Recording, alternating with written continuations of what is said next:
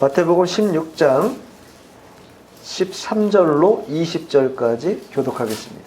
13절 예수께서 빌립보 가이사랴 지방에 이르러 제자들에게 물어 이르시되 사람들이 인자를 누구라 하느냐. 이르되 더러는 세례 요한, 더러는 엘리야, 어떤 이는 에레미야나 선지자 중에 하나라 하나이다. 이르시되 너희는 나를 누구라 하느냐. 시몬 베드로가 대답하여 이르되 주는 그리스도시요 살아계신 하나님의 아들이시니이다. 예수께서 대답하여 이르시되 바요나 시몬아 내가 복이 있도다. 이를 내게 알게 한 이는 혈육이 아니요 하늘에 계신 내 아버지시니라. 또 내가 내게 이르노니 너는 베드로라. 내가 이 반석 위에 내 교회를 세우리니 음부의 권세가 이기지 못하리라. 내가 천국 열쇠를 내게 주리니 내가 땅에서 무엇이든지 매면 하늘에서도 매일 것이요 내가 땅에서 무엇이든지 풀면 하늘에서도 풀리리라 하시고 이에 제자들에게 경고하사 자기가 그리스도인 것을 아무에게도 이르지 말라 하시니라. 아멘. 오늘 말씀의 제목은 예수님의 질문이라는 제목으로 하나님의 말씀을 증거하도록 하겠습니다. 사람에게는 여러 가지 욕구들이 있습니다. 기본적인 욕구들이겠죠. 식욕이라든가 수면욕이라든가 이런 일반적이고 아주 보편적인 욕구들이 있습니다.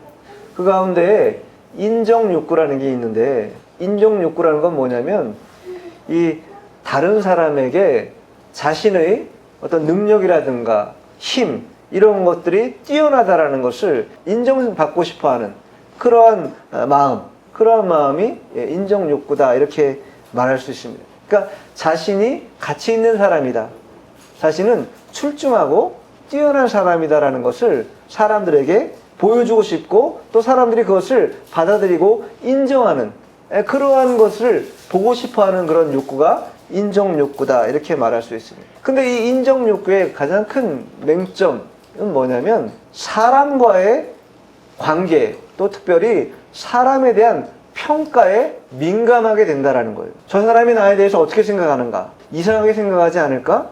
내가 이렇게 행동하고 이렇게 말하면 저 사람이 나를 어떻게 받아들일까? 이런 것에 대단히 민감하게 반응한다라는 거예요. 그러니까 그만큼 사람의 영향에 평가에 자유로울 수 없는 그러한 상황이 돼버리고 만다라는 것이. 오늘 예수님의 질문은 우리가 알고 있는 이런 인정 욕구를 예수님도 갖고 계셔서 세상의 많은 사람들이 또 제자인 이 12제자들이 예수님에 대해서 어떻게 생각하는가, 사실은 인정이 좀 좋겠다라는 그런 개념으로 질문하셨는가, 그런 질문이 아닌 것이죠. 예수님은 참 하나님이시고 참 사람이시기 때문에 누구에게 인정받고자 하지 않으실 뿐만 아니라 할 필요도 없는 분이라는 거예요. 그만큼 완전하고 온전하신 그런 참 사람이고 참 하나님이다 이것입니다. 그러면 왜 예수님은 이러한 질문을 제자들에게 하고 계시는가? 나중에 좀 더 자세하게 살펴보겠지만 그 이유는 이제 예수님의 공적 사역이 얼마 남지 않았다라는 거예요. 예수님의 십자가의 이 구속의 일들이 얼마 남지 않았어요. 이 일은 즉슨 이제 제자들과의 3년간의 이 동행이 거의 끝나가는 시기가 다가오고 있다는 것이고, 그것은 이제 육신적으로는 함께하지 못하는 그러한 시간이 가까이 찾아왔다라는 것을 말하는 것입니다. 그렇기 때문에 예수님 입장에서는 예수님이 안 계시는 동안 제자들이 어떻게 이 신앙의 여정을 꿋꿋하게 이겨낼 수 있을 것인가, 참으로 걱정 아닌 걱정이 되는 것이죠. 그래서 그들이 과연 예수님을 올바로 알고 있는가, 예수님이 어떠한 분으로 이 땅에 오셔서 어떠한 사역을 감당하고 계시는 분인가를 제자라면 알고 있어야 될 텐데 제대로 알고 있는가, 이것을 묻고자 하는 마음이 예수님에게 있었습니다. 이제 곧 헤어져야 될 그런 시기에 그 제자들이 홀로 각자 남겨질 텐데 그들이 신앙의 수양을 어떻게 감당할 것인가, 그것을 도와주고자 하는 그러한 의도, 그러한 배려가 예수님의 질문 가운데 내포되어 있다 볼 수 있습니다. 그러니까 이 예수님의 질문은 그때 2000년 전에 당시에 그 제자들에게만 국한된 것이 아니라 우리들에게도 오늘날 예수님이 묻고 있는 것이에요. 너는 나를 누구라 하느냐? 이 질문이 오늘도 우리 각각 개인에게 물어지고 있다라는 것이에요. 왜? 신앙은 개별적입니다. 우리가 공동체로, 교회라는 공동체로 함께하지만, 그러나 신앙함이라는 것은 내 옆에 앉아있는 이 권사님이 신앙이 좋다고 해서 그 좋은 권사님과 함께한다고 내 신앙이 덩달아 같이 출렁거리며 함께 나아갈 수 없다라는 것입니다. 물론 좋은 영향을 받을 수는 있습니다. 그러나 그것이 동일하게 나도 동격으로 똑같은 신앙이 될 수는 없기 때문에 우리 각자는 다 개별적으로 우리의 신앙을 점검하고 우리의 신앙이 진정 이 예수님의 질문에 답변할 수 있는 그런 해답을 가지고 있는가, 아니면 자신만의 신앙을 가지고 예수님 앞에 답할 수 있는 그런 의지가 또 해답이 있는지를 계속해서 우리 스스로가 파악하고 있어야 되는 것입니다. 왜 그런가? 신앙이라는 건요, 자칫 잘못하면 왜곡되기 마련입니다.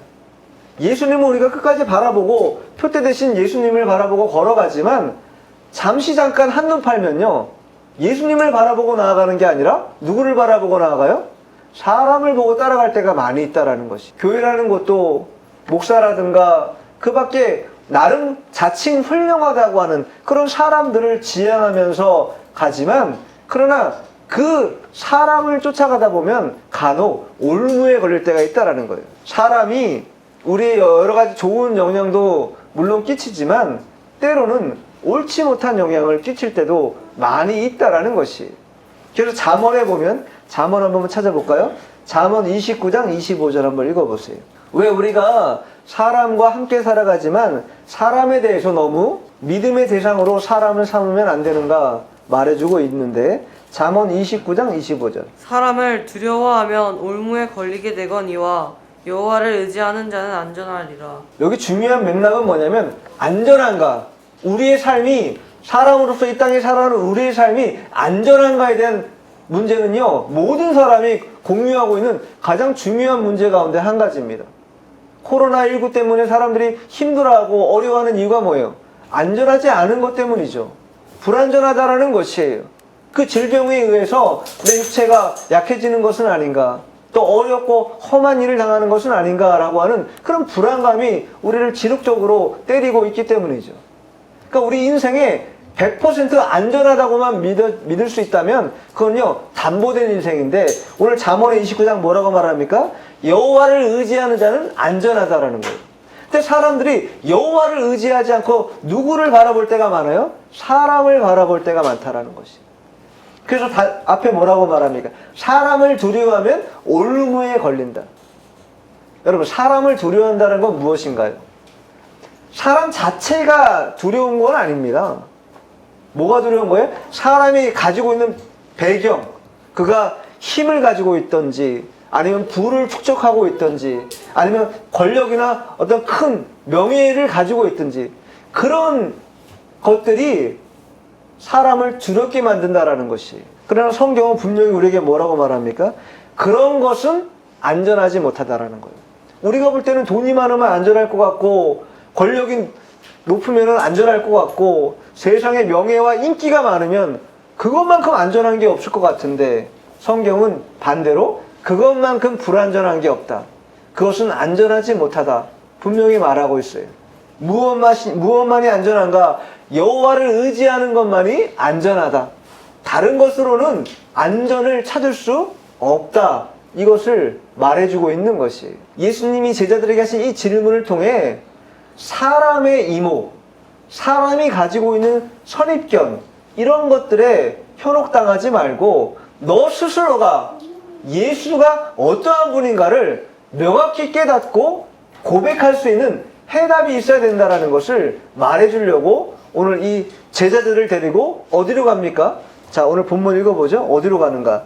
자, 13절 읽어보세요. 예수께서 빌립보 가이사랴 지방에 이르러 제자들에게 물어 이르시되 사람들이 인자를 누구라 하느냐. 예수님께서요, 이 앞에 보면 어디서 사역하시냐면 갈릴리 지역에서 사역하십니다. 가버나움 지역이죠. 근데 거기서도 충분히 사람들을 나를 누구라 하느냐, 혹은 너희들은 나를 누구라고 생각하느냐, 이렇게 질문할 수 있습니다. 갈릴리에서도. 근데 그 갈릴리에서 하지 않고 어디서 했다고요? 빌립보 가이사라 지방에 데려갔다라는 거예요, 제자들을. 이 지역이 어느 지역이냐? 갈릴리에서 이스라엘이 이렇게 지도상으로 보면 길쭉한데, 갈릴리가 북쪽에 있습니다. 그 갈릴리 호수가. 거기에서 더 북쪽으로 한 40km 정도 떨어진 그러한 조용한 곳입니다. 헬몬산이라고 알죠? 헬몬산이라고 들어보셨죠? 헬몬산이 있는 산기슭에 있는 아주 조용한 그런 도시였습니다. 근데 이 작은 도시를 어떻게 했는가? 여기 보면 빌립보 가이사라 지방이라고 얘기하잖아요. 빌립보라는 것은 그때 당시에 헤롯 대왕의 아들인데, 이 헤롯 대왕이 자신의 아들 빌립에게 이 지역을 줬어요.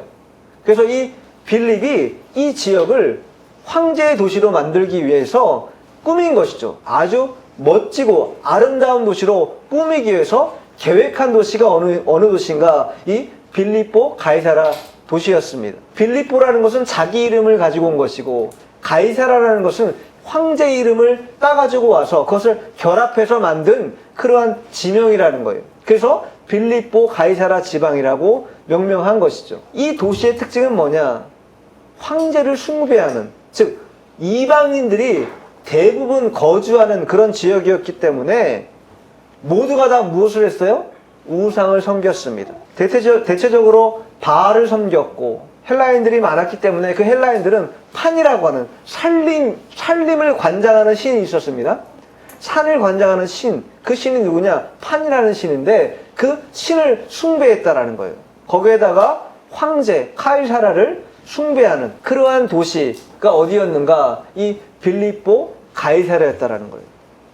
예수님이 12제자를 데리고 갈릴리에서 묻지 않으시고 이 40km나 떨어진 이 북쪽 지역, 이 빌립보 가이사라 지방까지 와서, 오늘 뭐라고 하셨습니까? 지방에 이르러 도착해서 제자들에게 물어보고 있다라는 거예요.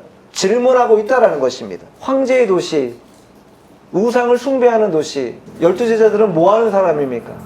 갈릴리 지역은요, 시골 중에 시골입니다. 어부들이에요. 특별하게 뭐 도시에서 세련된 사람들이 아닙니다. 근데 황제의 도시, 얼마나 세련된 도시겠어요?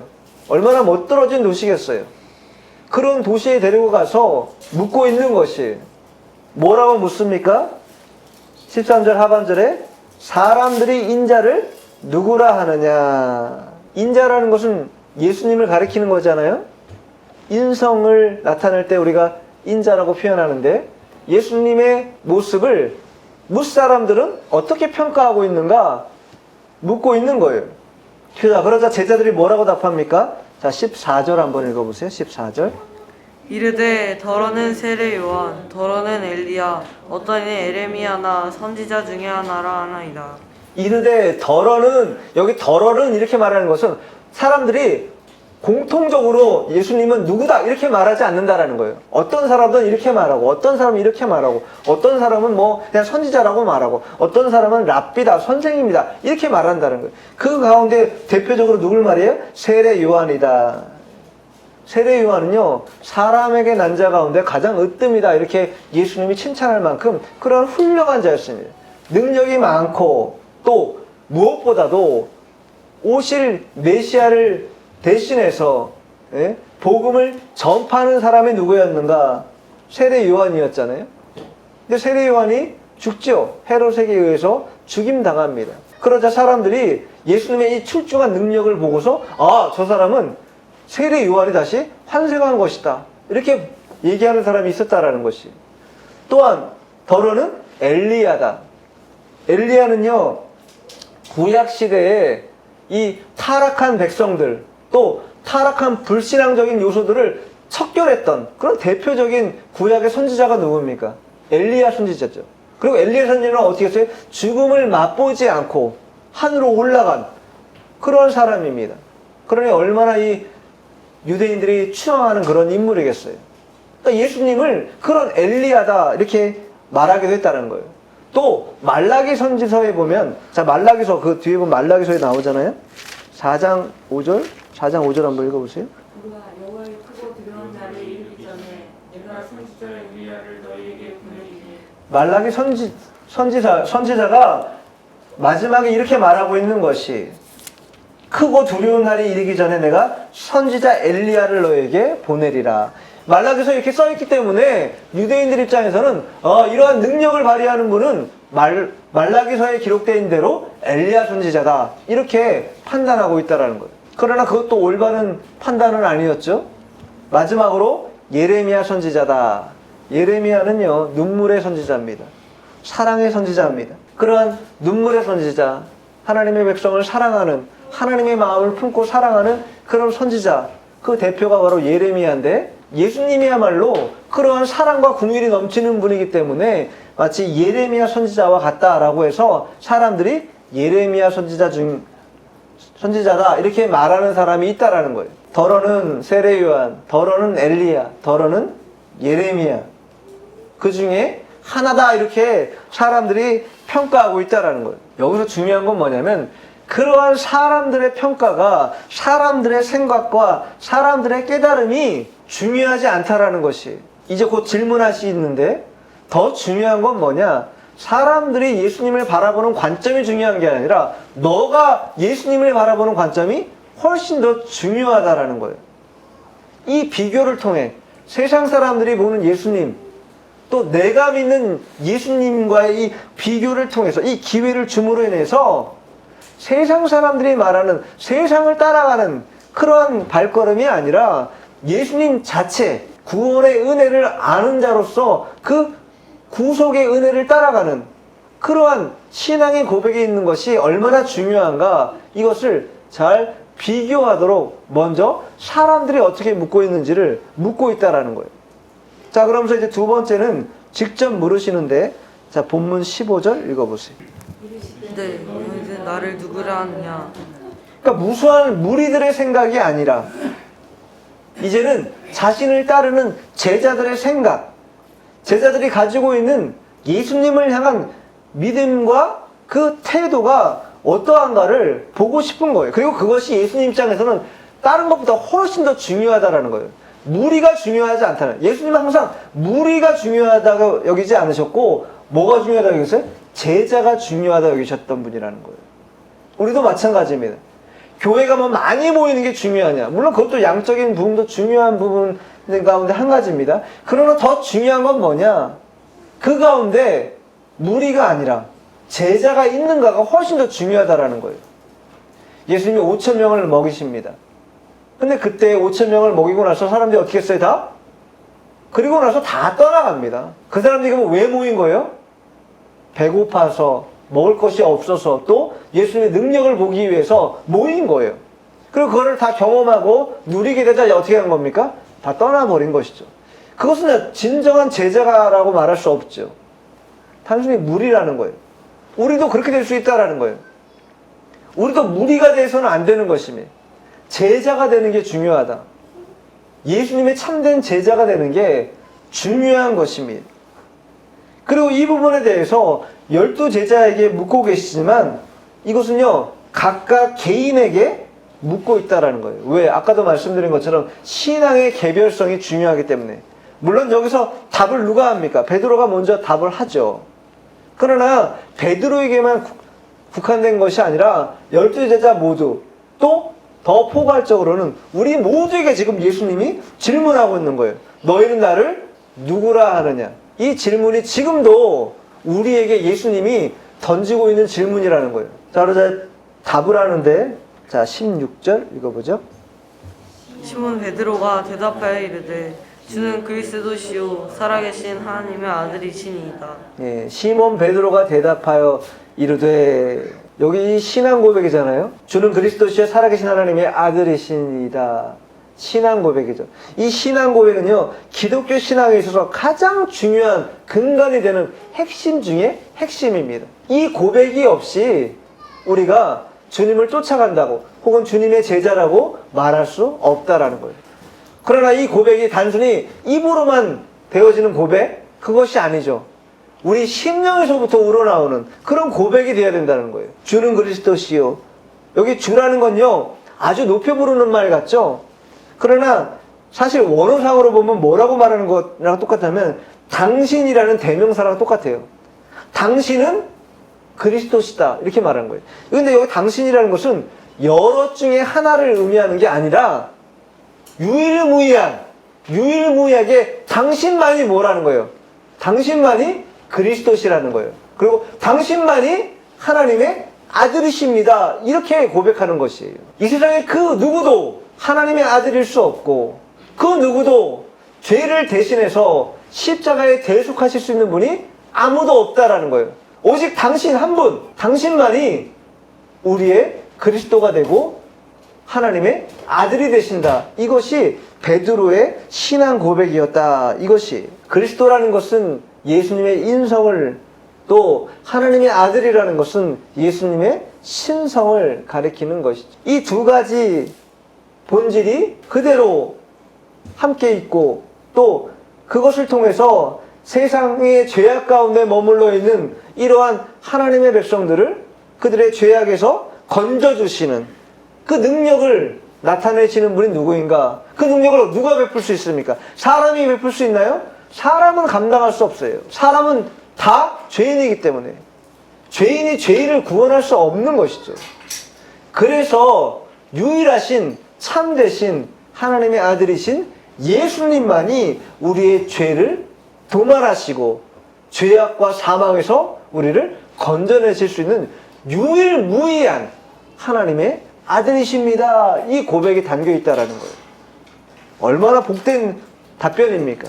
얼마나 훌륭한 해답이에요. 이 해답은 지금도 마찬가지죠. 인생의 많은 질고를 안고 무거운 짐을 지고 살아가는 많은 우리의 삶의 현장들이 있는데 그 속에서 죄를 이길 수 있는 해답을 누구에게서 찾을 수 있겠습니까? 우리 부모님이 찾아주겠습니까? 아니면 잘 나가는 우리 자녀들이 찾아주겠습니까? 아니면 내 남편, 내 아내, 혹은 내 이웃들이 그 해답을 찾아줄까요? 찾아주지 못합니다.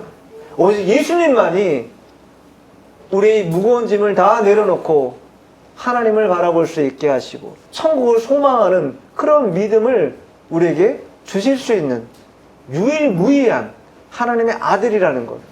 그것이 우리에게도 동일한 해답이 되어야 된다는 거예요. 아까도 말씀드렸죠? 세상은요, 안전하지 못합니다. 사람도 우리를 안전하게 하지 못합니다. 여호와를 의지하는 것이 가장 큰 안전이라는 거예요. 예수님이 우리의 안전을 도모하시는 분이다.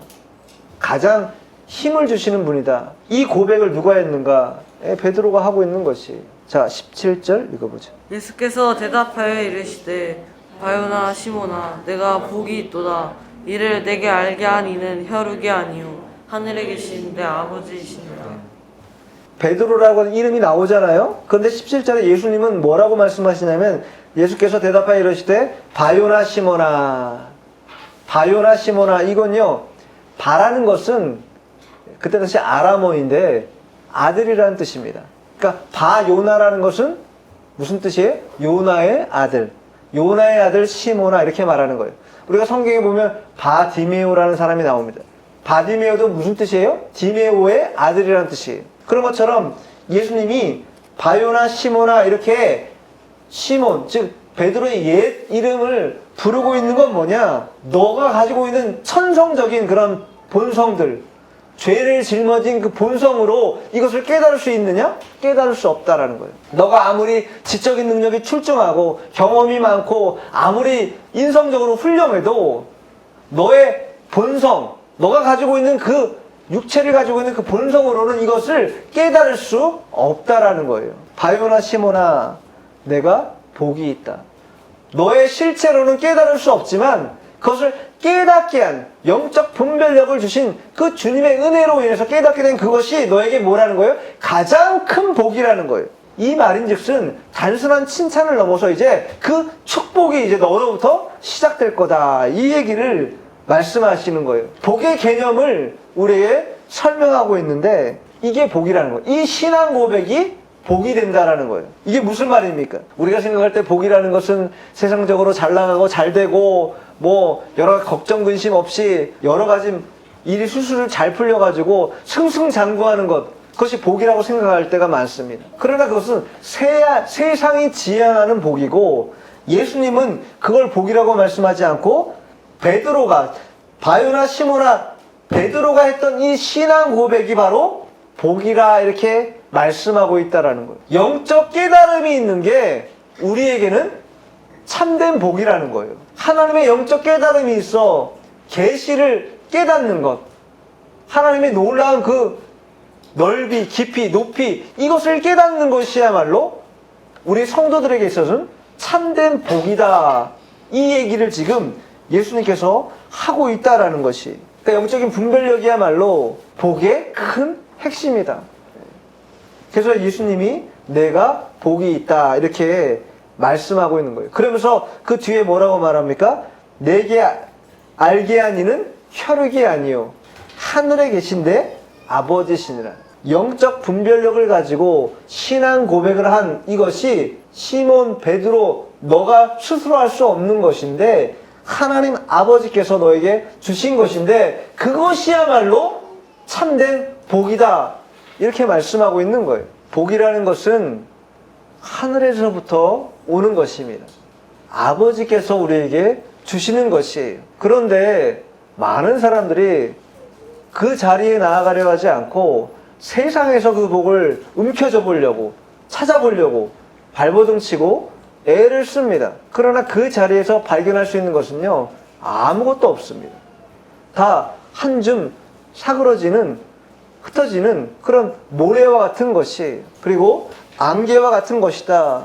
그러니까 예수님께서 이제 이러한 질문을 제자들에게 던지시고 베드로에게 참된 신앙의 고백을, 답을 듣는 이 과정, 이 일들을 왜 행하셨는가? 서두에도 말씀드린 것처럼 이제 예수님의 공생의 사역이 다 맞춰져 가고 있습니다. 이제 곧 있으면 자신이 이제 십자가의 순환을 당하시고 또 죽으셔야 돼요. 그러고 나면 이제 제자들은 홀로 남겨지는 그러한 상황이 되고 맙니다. 그런 어려운 상황 속에서 제자들이 신앙을 끝까지 붙들 수 있도록, 그것을 끝까지 견지하고 나아갈 수 있는 힘이 어디서 나오는가? 신앙 고백에서, 참된 신앙 고백에서 나온다라는 것을 알도록 하기 위해서 질문한 것이고, 그 질문에 베드로가 답변하고 있는 것이, 누가복음에 보면요, 예수님이 제자들을 70인을 파송합니다. 복음 전도하도록 파송해요. 근데 그 파송할 때 뭐라고 말씀하시냐면, 누가복음 10장 3절에 보면 이렇게 말씀하세요. 갈지어다 내가 너희를 보냄이 어린 양을 이리 가운데로 보낸과 같도다. 70명을 세상으로 이제 파송해서 전도하라고 보내시는데, 예수님의 마음이 어떠하냐면 마치 어린 양을 이리들 가운데 보내는 것과 같은 심정으로 지금 파송하고 있다라는 거예요. 어린 양이 이리 가운데 가면 무슨 일이 벌어지겠습니까? 다 큰 양도 아니고 어린 양이 이리 가운데 간다는 건요, 곧 무엇을 말해요? 죽음을 뜻하는 것이에요. 살육을 뜻하는 것입니다. 이리에 먹잇감이 되고 마는 그러한 상황을 전제하는 것이에요. 예수님이 없이 혈혈단신으로 우리가 홀로서 세상으로 나아간다? 그건 뭐가 된다라는 거예요? 마치 어린 양이 이리 가운데 가서 잡혀먹고 맞는 그런 상황이 되는 것과 똑같다라는 것이에요. 이제 당신이 계시지 않아요. 물론 하늘에 계셔서 하나님 나라, 하나님 보좌 우편에서 그 말할 수 없는 탄식으로 그 제자들을 도우시지만, 그러나 제자들은 여전히 육신을 가지고 있기 때문에 항상 3년 동안 함께 계시다가 계시지 않음으로 생기는 그 공백, 그 결핍, 그런 것 때문에 당할 여러 가지 어려움이 있다는 걸 알고 계셨기 때문에 그들에게 참된 신앙 고백, 심지가 견고한 그런 신앙을 붙들기를 원하고 있다는 거예요. 우리에게도 그것을 원하시죠. 흔들림 없는 신앙을 갖기를 우리에게도 지금 원하고 계신다.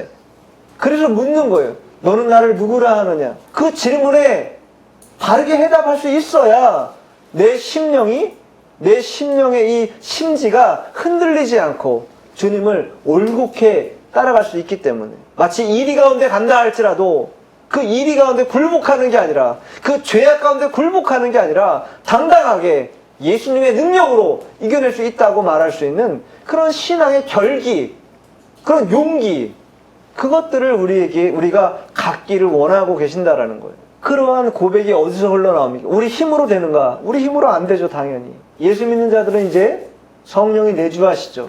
내주하시는 성령께서 우리를 도와주셔서 고백하게 하신다라는 거예요. 자, 고린도전서 한번 찾아볼게요. 고린도전서 12장 3절 읽어보세요. 그러므로 내가 너희에게 알리노니 하나님의 영으로 말하는 자는 누구든지 예수를 저주할 자라 하지 아니하고 또 성령으로 아니하고는 누구든지 예수를 주시라 할 수 없느니라. 하나님의 영으로 말하는 자는 누구든지 예수를 저주하지 않는다라는 거예요. 또한 성령으로 아니하고는 누구든지 예수를 주라고 말할 수 없다라는 것입니다. 내주하시는 성령이 안 계시면 결코 우리가 예수님을 주님, 나의 구주 이렇게 고백할 수 없다라는 거예요. 이 얘기는 우리가 주님을 구주로 고백한다고 한다면, 나의 주님으로 믿고 고백한다면 그건 무엇이 지금 작동하고 있다라는 거예요?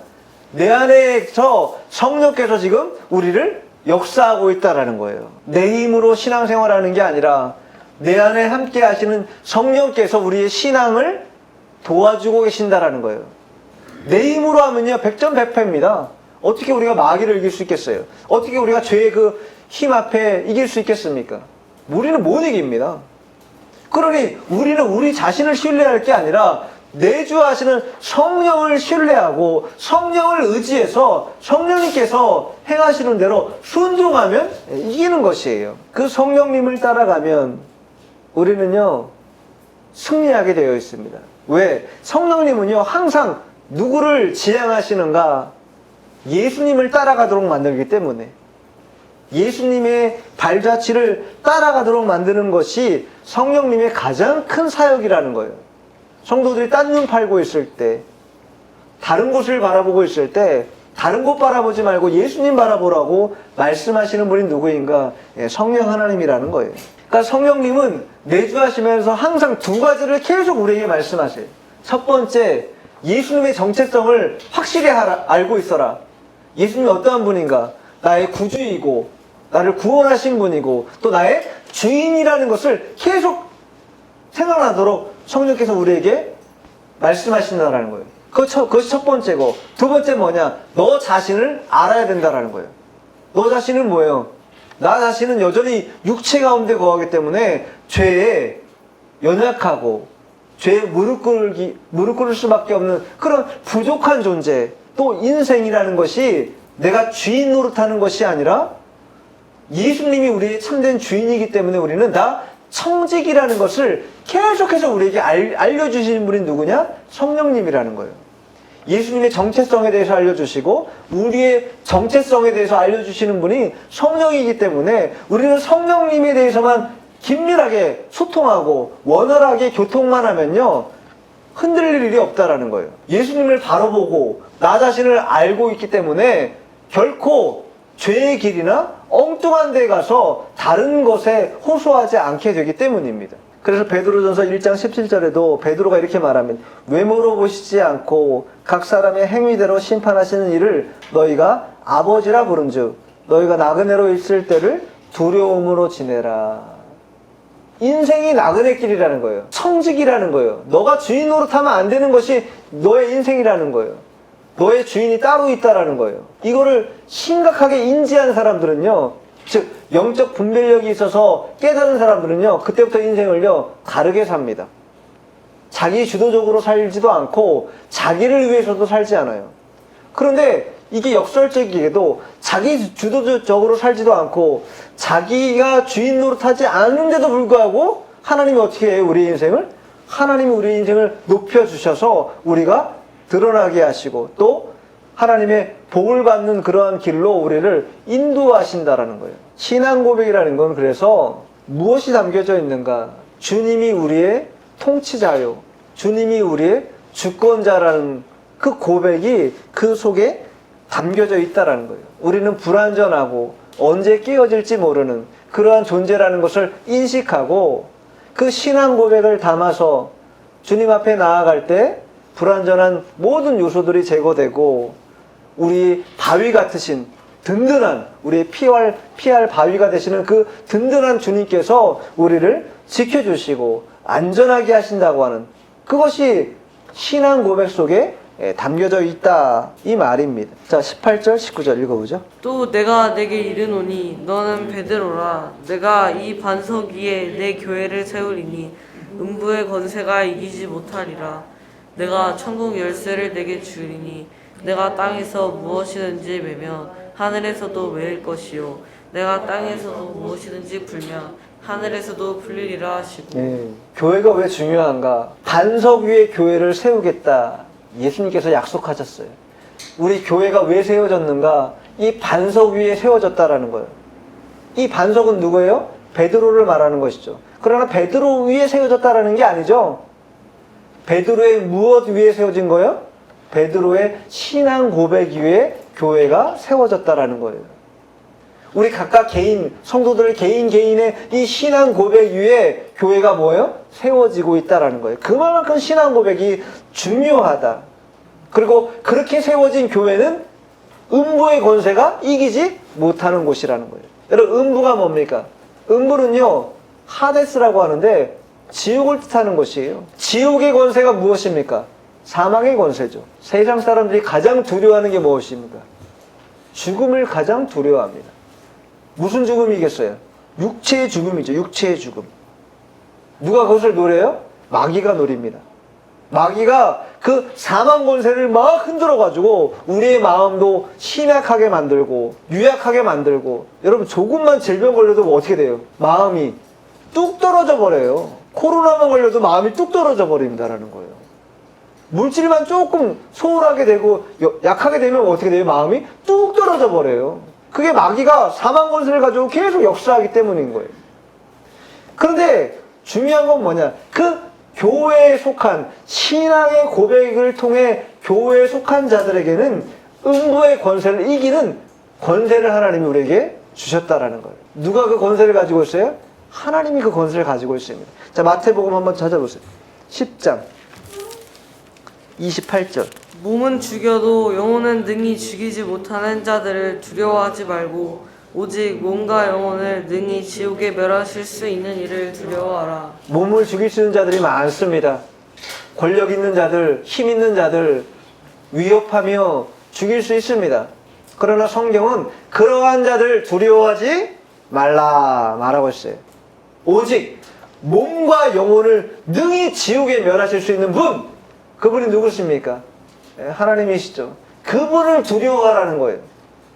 사망 권세 가지고 있는 마귀 권세가 아무리 크고 높다 한들 몸과 영혼을 지옥에 멸하실 수 있는 그분보다 권세가 크겠습니까? 그렇지 않다라는 거예요. 사람에게 휘둘려서 두려워하지 말고 사망 권세를 쏘는 마귀 세력에 노출돼서 두려워 벌벌 떨지 말고 몸과 영혼을 능히 멸하고 지옥에 보낼 수 있는 영원하신 하나님, 주권자이신 만능의 하나님, 그 하나님을 두려워하는 것, 그러한 자들이 되어야 된다 말씀하고 있는 것입니다. 바로 우리가 그러한 교회, 음부의 권세가 이기지 못하는 그러한 교회에 소속된 자들이고 그러한 신앙을 우리가 가진 자들입니다. 그러니 얼마나 이게 복된 일입니까? 얼마나 값진 일이에요. 돈으로도 못 갑니다. 돈으로도 살 수 없어요. 경험이나 경험치기나 세상 지식으로 살 수 없습니다. 오직 예수 그리스도를 믿기 때문에 하나님께서 이러한 은혜를 우리에게 내려주신다라는 거예요. 그리고 그러한 중생한 자들에게는 내주하시는 성령이 오늘도 우리에게 불같이 사람에게 매달려 끌려다니지 말고 살아계시는 하나님 앞에 바로게 서서 온전하게 그 믿음 안에 신앙 안에서 꿋꿋하게 주님을 바라보며 한 걸음씩 나아가라고 우리에게 당부하고 있는 것이다, 이것입니다. 예수님의 이 질문은 여전히 오늘날 우리에게도 유효합니다. 사람의 인정에 매달리고 사람의 평가에 매달려서 사람 따라다니는, 사람의 올무에 매이는, 그래서 두려워하는 그러한 삶을 살지 말고 영원하시고 능력이 많으시고 주권자이신 그 하나님의 아들 예수를 따라갈 때에 우리의 생활은 안전하게 될 것이고 우리의 신앙 고백을 통하여서 음부의 권세가 범하지 못하는 그러한 하나님의 능력을 우리가 덧입고 살아갈 수 있는 그런 성도라는 것을 잊지 말아야 될 것입니다. 기도하겠습니다.